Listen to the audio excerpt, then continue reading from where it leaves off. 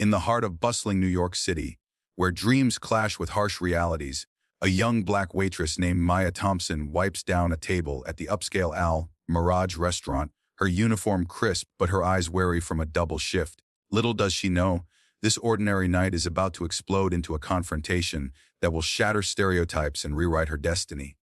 Hey folks, if you love your mom and dad, hit that subscribe button and show some love to her. Your support means the world. Maya Thompson had always been a fighter, but on this sweltering summer evening in Manhattan, she felt more like a survivor clinging to the edge. At 28, she juggled 2 jobs by day, a paralegal at a small firm in Harlem, scraping by on student loans from her unfinished law degree. By night, a waitress at Al Mirage, a trendy Middle Eastern fusion spot frequented by the city's elite. Her skin, a rich mahogany, often drew stares in this polished world of glass and gold, but Maya wore her heritage like armor. Proud daughter of a Ghanaian immigrant mother, and an African-American father who taught her resilience in the face of prejudice. Tonight, the restaurant hummed with the chatter of power brokers, their laughter echoing off the ornate Moroccan tiles. Maya moved gracefully between tables, her braided hair tied back, a polite smile masking the exhaustion from serving entitled patrons who rarely saw her as more than background noise.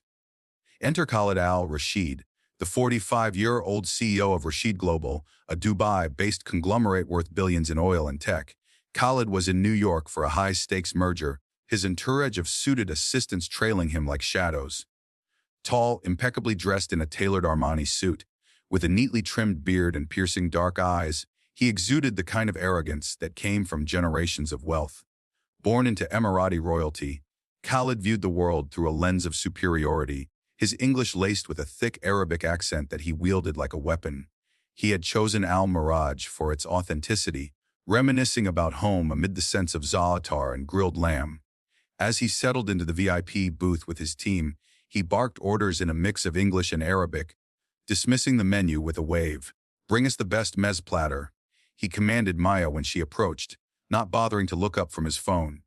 Maya nodded, her notepad ready. "Of course, sir. Would you like any recommendations?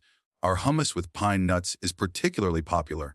Khalid finally glanced at her, his eyes narrowing as if appraising a flawed gem.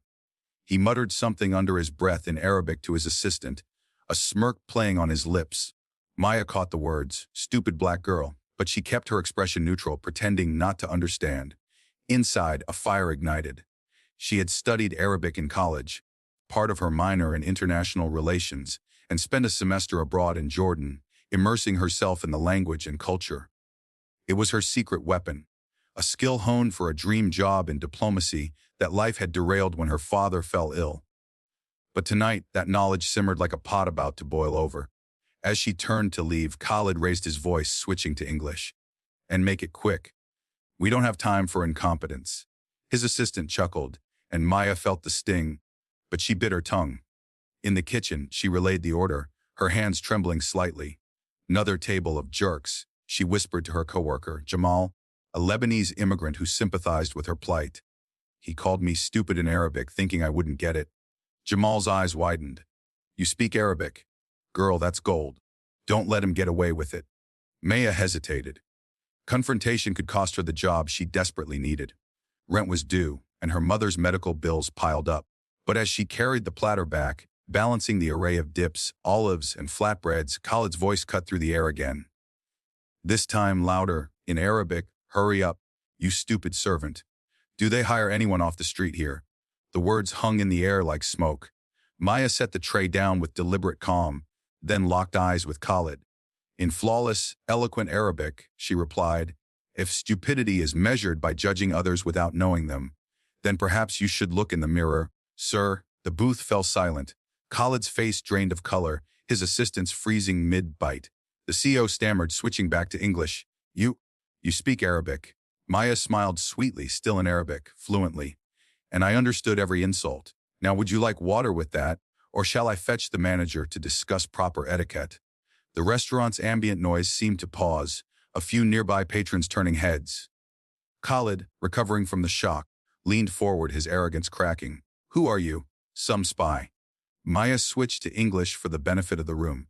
"Just a waitress, sir, but one who values respect." What Khalid didn't know, And what Maya herself was about to discover was that this encounter was no coincidence. Unbeknownst to her, Khaled's merger involved a shady deal with a Harlem-based real estate firm, one that threatened to displace her community, including the building where her paralegal office stood. Maya had been researching it in her spare time, piecing together documents that hinted at corruption, but the twist deepened. Khaled's assistant, recognizing Maya's name from a leaked email chain, whispered urgently to his boss, "Sir, that's Maya Thompson, the one who filed the inquiry with the city council about our project." Khaled's eyes narrowed further. He wasn't just insulted, he was threatened. "You think you're clever," he hissed in Arabic, "meddling in business that doesn't concern you." Maya, heart pounding, realized the implications.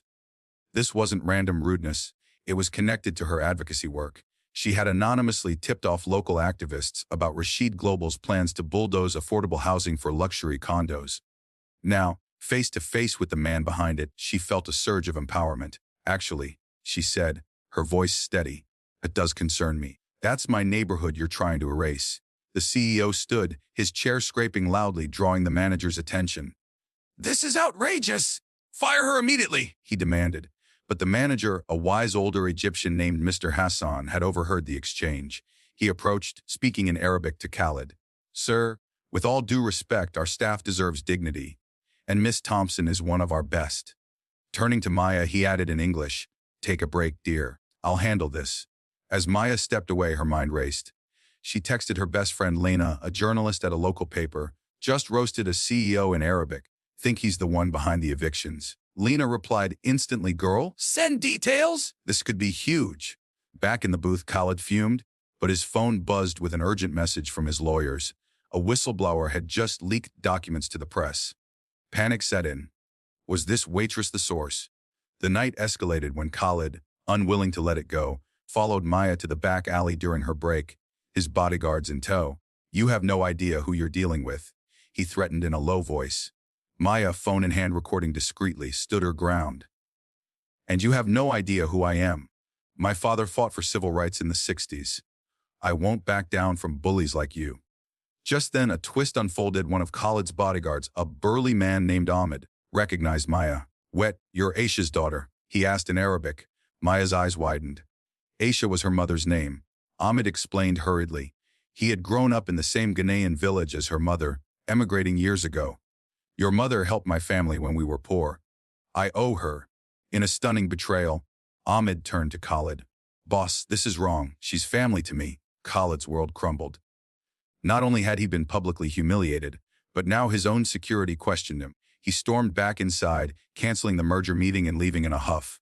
Maya, shaken but triumphant, returned to her shift, the restaurant buzzing with whispers. "Mr. Hassan pulled her aside. That was brave. And impressive. How did you learn Arabic so well?" Maya shared her story. The semester abroad, the passion for bridging cultures. "But tonight it was about justice," she said. The next morning, the story went viral. Lena's article, Waitress School's CEO in his own language, hit the front page of the New York Post, complete with eyewitness accounts. Social media exploded. For Arabic comeback trended, with videos from diners capturing the moment. Maya woke to hundreds of messages, support from Black women, Arab Americans praising her fluency, and even offers from law firms.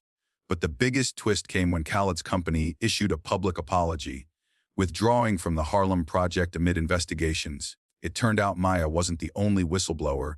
Her confrontation had inspired others to come forward, revealing bribes and forged permits.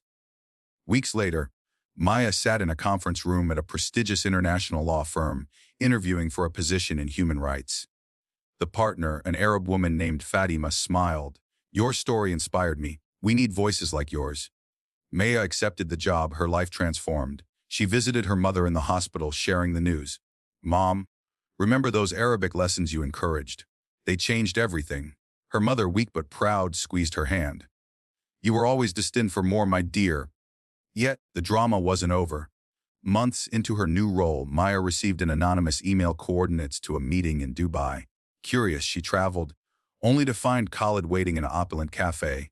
"I underestimated you," he admitted, no trace of arrogance left. "You've cost me millions, but you've also opened my eyes. My company is shifting to ethical investments. Join us as a consultant." Maya paused, weighing the offer. In a final twist, she agreed, but on her terms, ensuring community protections.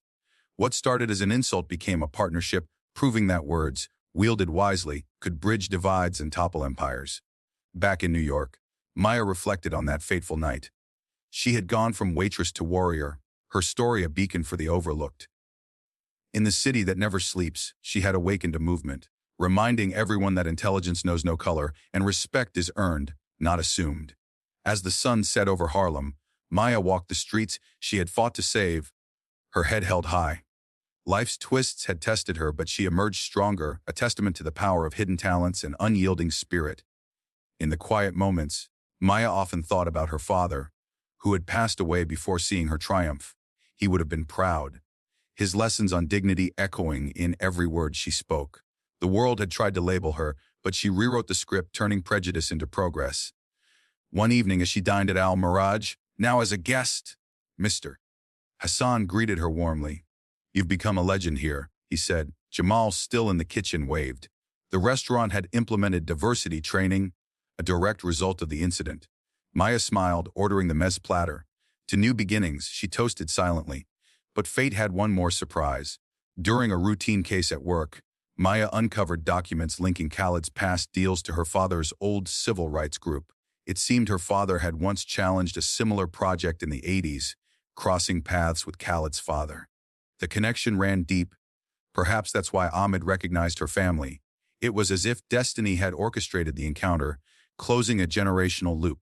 Embracing this revelation, Maya founded a nonprofit, Voices Unheard, dedicated to empowering marginalized communities through language and legal aid. Her story spread globally, inspiring books and TED Talks. From the girl called stupid to a symbol of empowerment, Maya's journey proved that one voice, sharp and true, could echo forever. Years later, at an awards ceremony in Washington, D.C., Maya stood on stage accepting recognition for her advocacy. "It started with an insult," she said, "but ended with understanding. Never let anyone dim your light." The audience erupted in applause, her mother watching from the front row, tears in her eyes. In the end, Khaled became an unlikely ally, funding her initiatives. Their collaboration symbolized reconciliation, showing that even the deepest divides could heal. Maya Thompson, waitress, warrior, world changer.